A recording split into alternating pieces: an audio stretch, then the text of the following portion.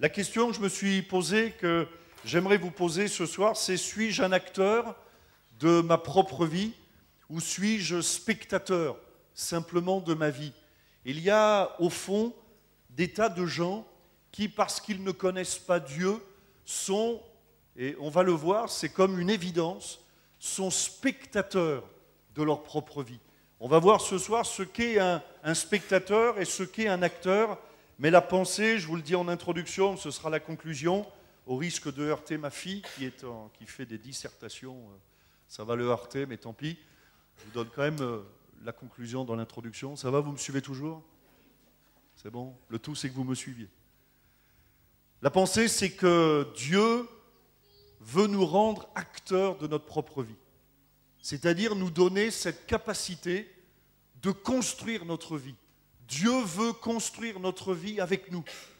Et Dieu ne veut pas que nous soyons simplement spectateurs. Même aujourd'hui, on dit des téléspectateurs, c'est-à-dire des spectateurs de loin. Et le diable fait de nous des téléspectateurs. Comprenez bien, je n'ai pas dit contre la télé, hein, vision.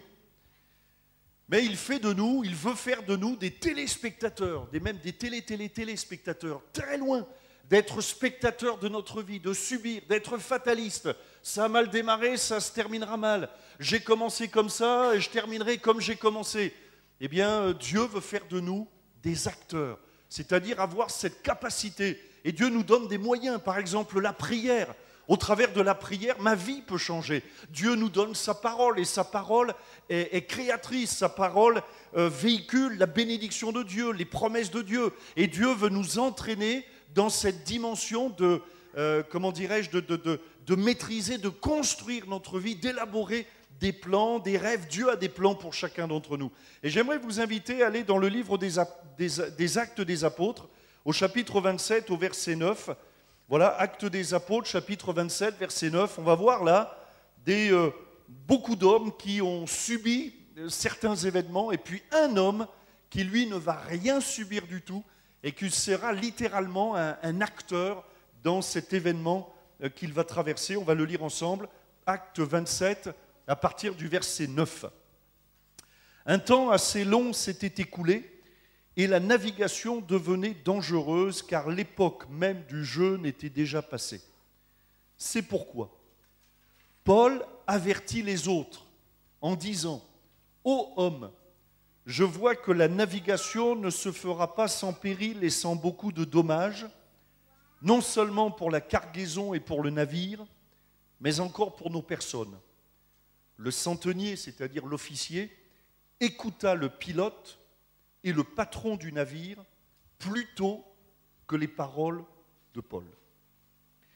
Et comme le port n'était pas bon pour hiverner, la plupart furent d'avis de le quitter pour tâcher d'atteindre Phénix, port de Crète, qui regarde le sud-ouest et le nord-ouest afin d'y passer l'hiver. Un léger vent du sud vint à souffler et, se croyant maîtres de leur dessein, ils levèrent l'ancre et côtoyèrent de près l'île de Crète. Mais bientôt, un vent impétueux qu'on appelle Eurachylon se déchaîna sur l'île. Le navire fut entraîné sans pouvoir lutter contre le vent. Et nous nous laissâmes aller à la dérive. Nous passâmes au-dessous d'une petite île nommée Clauda et nous eûmes de la peine à nous rendre maîtres de la chaloupe. Vous avez remarqué l'évolution? Au début, ils se croient maîtres de leur dessein, maîtres du navire, et au bout d'un moment, ils sont même plus maîtres d'une petite chaloupe. Après l'avoir hissé, verset 17, on se servit des moyens de secours pour ceindre le navire, et dans la crainte de tomber sur la Syrte, on abaissa les voiles. C'est ainsi qu'on se laissa emporter par le vent. Vous voyez l'évolution?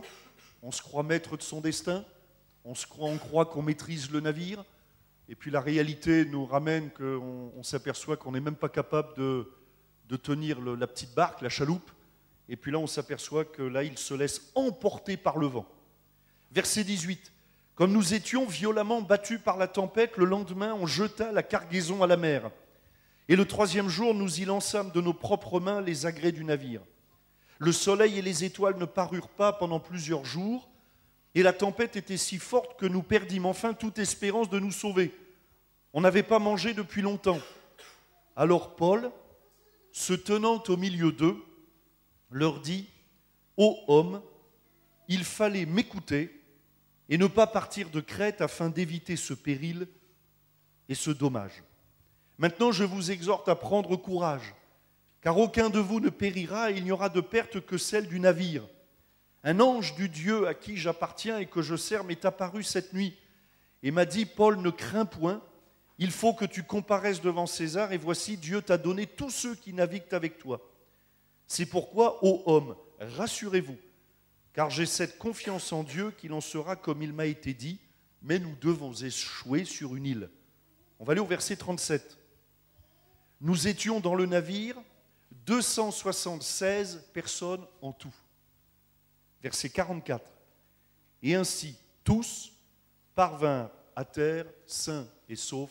Amen. » Voilà un texte qui nous raconte l'histoire, on aurait presque pu en faire un film, hein. Un texte qui nous raconte l'histoire d'une tempête qui survient. Bon, jusque-là, rien d'extraordinaire. Mais il y a des termes, il y a des mots employés qui nous montrent qu'il y a comme des enseignements à saisir, à comprendre. C'est cette question, suis-je maître de mon dessein?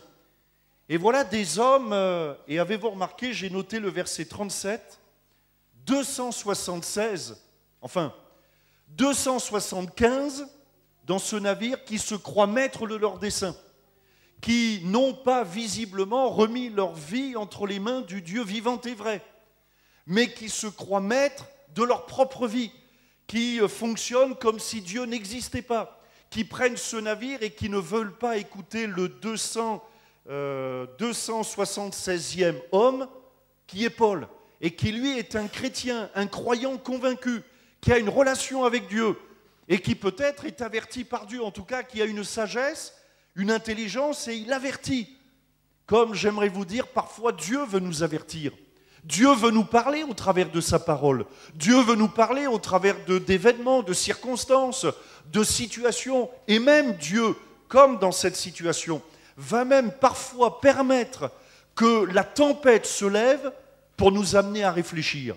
Et voilà qu'au milieu de cette tempête, eh bien nous voyons 275 personnes qui se laissent emporter, qui s'aperçoivent à un moment donné qu'ils ne maîtrisent rien du tout, qui sont emportés par le vent, qui ne maîtrisent plus leur vie.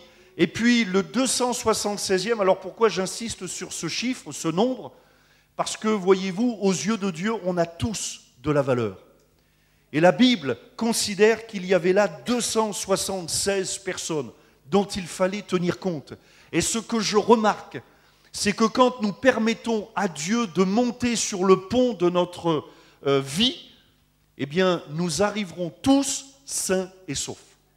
Il n'y en a pas un qui s'est perdu en chemin, en route, ou plutôt pas en route, là, en mer. Pas un qui s'est perdu. Pas un qui a échoué, mais tous. Et pourquoi je me permets d'insister sur ce nombre?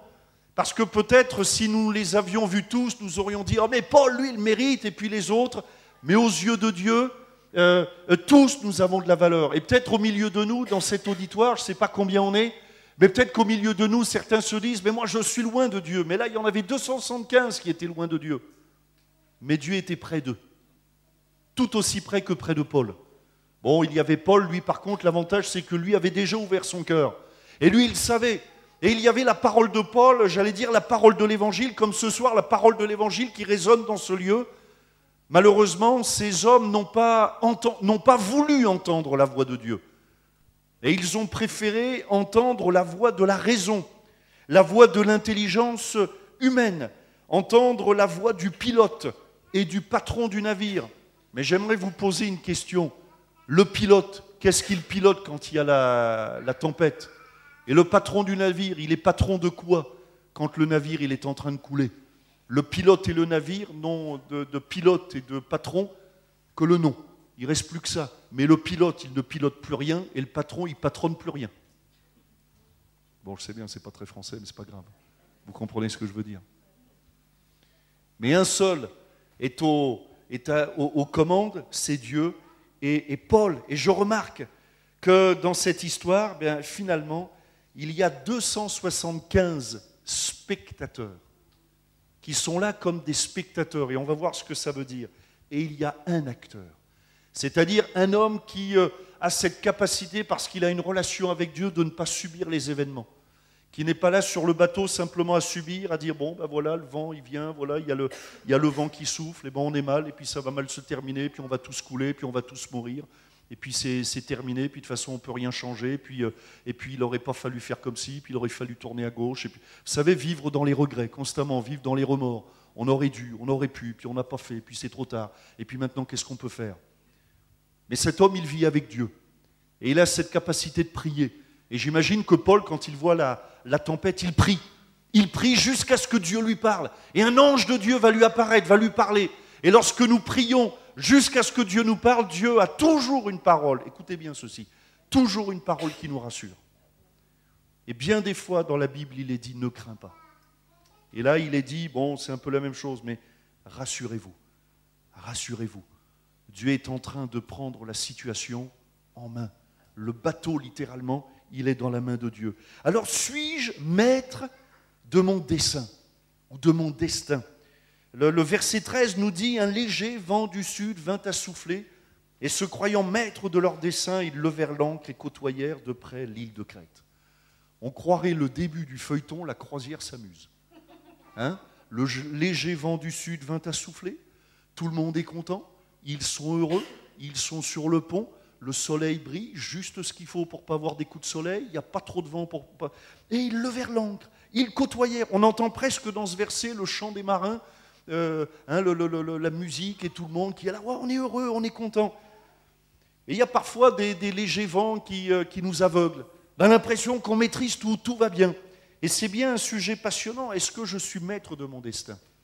En France, et d'ailleurs dans le monde entier, beaucoup vont essayer de se rassurer avec la cartomancienne, lire les lignes de la main, lire l'horoscope. Je me souviens, moi, avant de connaître Dieu comme je le connais aujourd'hui, je lisais tous les matins, je lisais l'horoscope.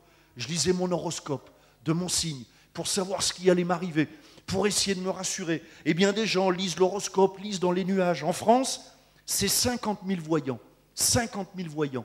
Des milliards d'euros, des centaines de millions d'euros de chiffre d'affaires tous les ans en France. C'est-à-dire tous les ans, des Français mettent des centaines de millions d'euros pour essayer d'entendre une parole qui va les rassurer, de lire la boule de cristal, de consulter ces voyants. On a même vu pendant le mondial de foot, certaines équipes de football avaient leurs propres sorciers pour essayer de rassurer je ne sais pas si c'est l'entraîneur ou les joueurs. Alors on veut se rassurer pour forcer le destin, pour construire l'avenir, pour se l'adapter, essayer de se le contourner. Alors ils se croient maîtres de leur destin. Mais en réalité, suis-je maître de mon destin? Mais en réalité, mes amis, nous sommes, nous sommes, comment dire, nous subissons beaucoup de choses. Regardez, notre physique, notre intellect, notre caractère, notre culture, notre environnement social conditionne notre avenir. Nous sommes ce que nous sommes aujourd'hui, le fruit de ce que nous avons pris comme décision dans le passé, oui ou non? Et même quand on est honnête, nous pensons notre culture, elle a été forgée par notre passé, oui ou non, par notre enfance. Et c'est comme ça, il y a des choses auxquelles on n'échappe pas. La couleur de ma peau, je ne peux pas la changer. Mon intellect, moi j'aurais voulu naître extrêmement intelligent. Et avoir une belle voix pour chanter. Vous voyez, j'aurais voulu être star international. Surtout international d'ailleurs. Mais je n'ai pas tout reçu. En tout cas, dans ce domaine-là, ou alors il faut que je fasse un échange. Mais j'ai essayé de retrouver une voie d'occasion et ça ne marche pas. Bref, nous subissons. Nous sommes aujourd'hui, il y a des tas de choses que nous subissons et puis nous sommes esclaves aussi. Des courants d'eau, des tempêtes. Est-ce que quelqu'un ici a programmé telle ou telle maladie? Est-ce que quelqu'un ici a programmé le chômage? Est-ce que quelqu'un ici a programmé sur son emploi du temps, tiens, dans 2 jours, je serai licencié, mais dans 4 jours, je retrouverai un travail ou pas? Et finalement, après ce léger vent du sud, il y a une tempête qui vient t'assouffler. Et là, il va y avoir un mauvais choix. Paul va les avertir. Et j'aimerais vous dire que Dieu nous avertit. Dieu veut nous parler au travers de sa parole. Dieu nous dit dans sa parole que la vie est difficile. Dieu nous dit même dans sa parole qu'à cause du péché, tous nous sommes perdus. Tous nous sommes séparés de la gloire de Dieu. Et qu'à cause de cela, le salaire du péché, c'est la mort. Et que tous nous sommes condamnés à vivre pour l'éternité en enfer. Voilà ce que nous dit la parole de Dieu. Alors Dieu nous avertit. Elle nous dit, mais tu es perdu, donc tu as besoin d'un sauveur. Dieu nous parle comme Paul sur le pont du navire. Parle à ces hommes qui ne veulent dans un premier temps rien entendre. Et Dieu veut nous parler, il y a des règles, des principes. La foi, la pureté, la fidélité, l'honnêteté, Dieu nous avertit. Dieu veut nous montrer le chemin. Dieu, par son esprit, veut nous révéler le Sauveur et nous dire, tout n'est pas perdu. Tu peux accepter, tu peux recevoir, tu peux inviter Jésus dans ta vie. Les épreuves, parfois, peuvent atteindre nos biens, nos fondements, mais aussi nos personnes. Et d'ailleurs, dans ce bateau, qu'est-ce qui a fait que ces 276 personnes sont arrivées saines et sauves? C'est uniquement la main de Dieu. Parce que je vous ferai remarquer que tout ce qui est matériel a été détruit, a coulé. Même les biens, ils n'ont été sauvés que leur personne. Dieu veut sauver notre âme, notre personne. Alors, il y a le mauvais choix, l'avertissement de Paul et puis la désobéissance à Dieu. Le centenier écouta le pilote et le patron du navire plutôt que les paroles de Paul. Et nous sommes tous amenés à ce choix, au fond, à cette décision. Et finalement, la définition du péché, eh bien, on la trouve ici. Qu'est-ce que c'est que le péché? Le péché, c'est de ne pas vouloir entendre ou écouter la voix de Dieu. Voilà ce qu'est le péché. C'est de préférer ne pas lui faire confiance, mais de faire confiance au pilote, à celui qui a, soi-disant, le pouvoir, l'autorité, de faire confiance à ses propres capacités, de faire confiance au patron, celui peut-être qui a une capacité financière ou aux finances, et se détourner des paroles de Paul. Vous savez ce que Paul, ça signifie en français? Ça signifie petit. Et peut-être que les croyants, ça vous paraît petit. Peut-être que la vie chrétienne, ça vous paraît petit ou démodé. Peut-être que la Bible, ça vous paraît être un petit livre démodé, ancien.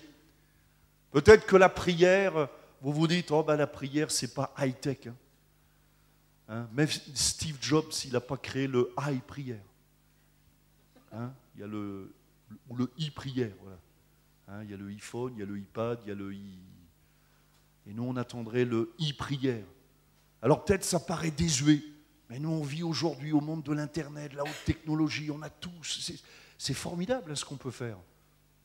Mais je remarque aussi que les problèmes sont toujours les mêmes. On a des e-tout, mais la dépression, elle n'est pas i. Elle est réelle. Les suicides, ils ne sont pas virtuels, ils sont réels. Les gens qui n'ont plus envie de vivre, c'est de la réalité. Celui qui est malade et qui est sur son lit d'hôpital, c'est une réalité. Vous voyez ce que je veux dire? Ce n'est pas du i virtuel, c'est réel.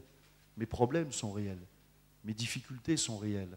Ma vie de tous les jours, elle est réelle. Tous les jours, j'ai à faire face à des problèmes concrets, difficiles, réels, matériels. Et alors, la tentation de beaucoup, c'est de se détourner des paroles de Paul. Le petit chrétien, le petit croyant, et parfois même d'avoir cette conception du petit Jésus de la crèche, le petit Jésus, alors que nous avons chanté tout à l'heure Majesté. Et Paul, dans cette histoire, dans ce tableau, au départ en tout cas, il paraît insignifiant.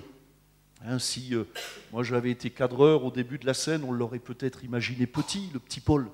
Paul qui essaye de faire entendre sa voix, et puis à côté il y a le pilote, et il y a le patron, et puis il y a l'officier, avec leur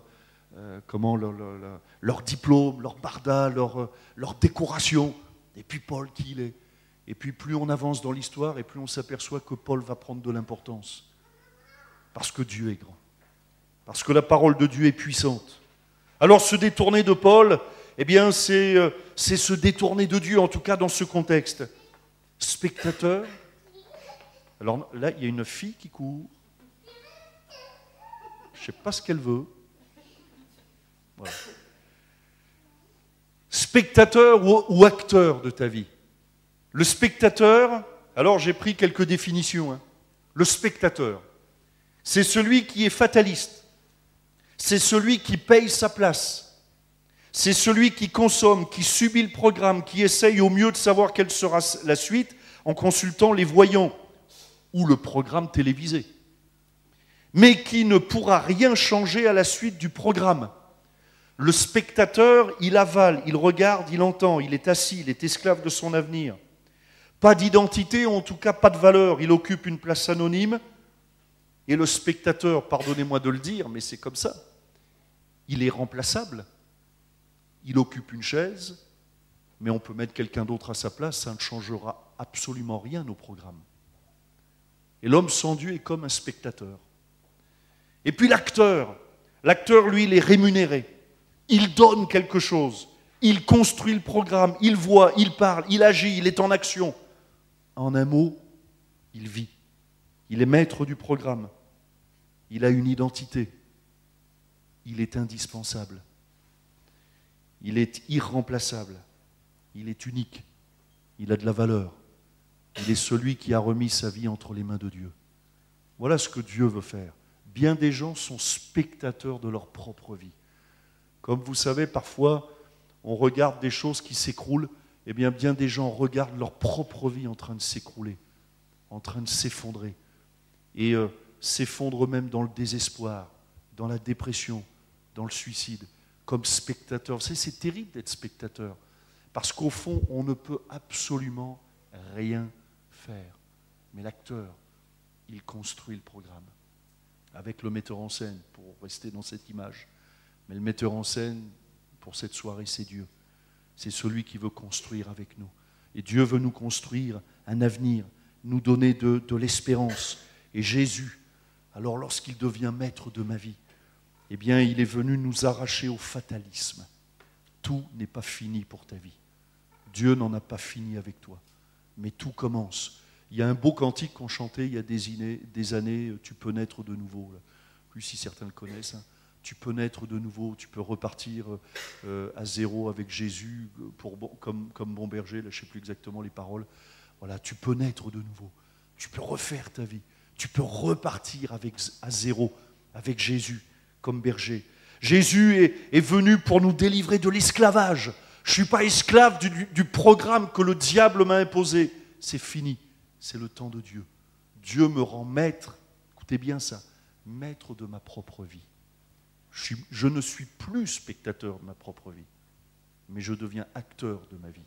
Voyez-vous, il y a quelques mois de ça, vous le savez, vous avez prié pour moi, quand on m'a annoncé que j'avais un cancer. Vous savez, si je n'avais pas Dieu dans l'histoire, j'aurais subi simplement. Hein, on vous annonce ça, qu'est-ce que vous voulez faire?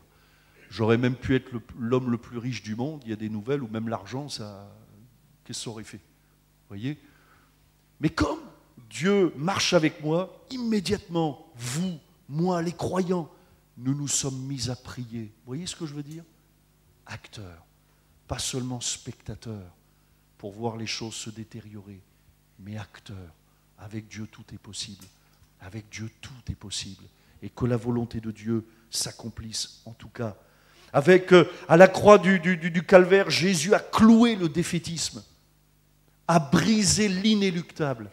Il y a des choses dans ta vie qui te paraissent inéluctables. Tu te dis, mais ce n'est pas possible que ça soit autrement. Mais avec Jésus, ce sera autrement. Jésus a brisé l'inéluctable.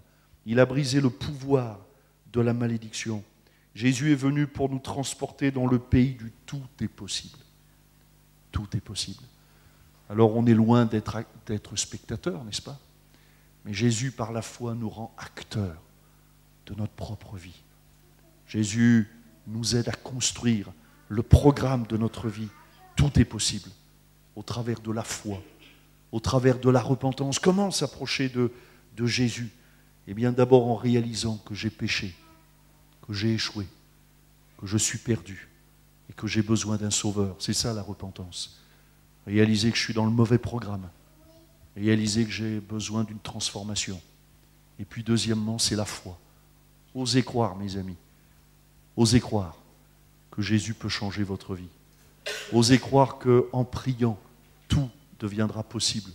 Recevez cette parole que Jésus a donnée un jour à Marthe et Marie. Si tu crois, tu verras la gloire de Dieu. Elles aussi, à un moment donné, étaient comme spectatrices devant le tombeau de Lazare. Elles étaient spectatrices. Et puis Jésus les a rendues acteurs. Acteurs, par la prière, par la foi. Et à la fin de tout cela, verset 44, tous parvinrent à terre, sains et saufs. Et voyez-vous, quand on regarde toutes les religions dans le monde entier, toutes les religions, les mouvements sectaires, les mouvements religieux, philosophiques, un seul message nous donne l'assurance complète du salut, c'est le message de l'Évangile. Un seul. Il n'y a qu'un seul sauveur, c'est Jésus. Qu'un seul nom qui ait été donné aux hommes afin que ceux qui confessent son nom soient sauvés, un seul nom, c'est Jésus. Un seul chemin pour parvenir à Dieu le Père, c'est Jésus. Il est le seul qui ait donné sa vie pour chacun d'entre nous à la croix du Calvaire afin de nous accorder le pardon de tous nos péchés. Et si tu confesses ce soir le nom de Jésus, c'est fini, tu ne seras plus spectateur de ta vie, mais tu deviendras acteur avec Dieu de ta propre vie.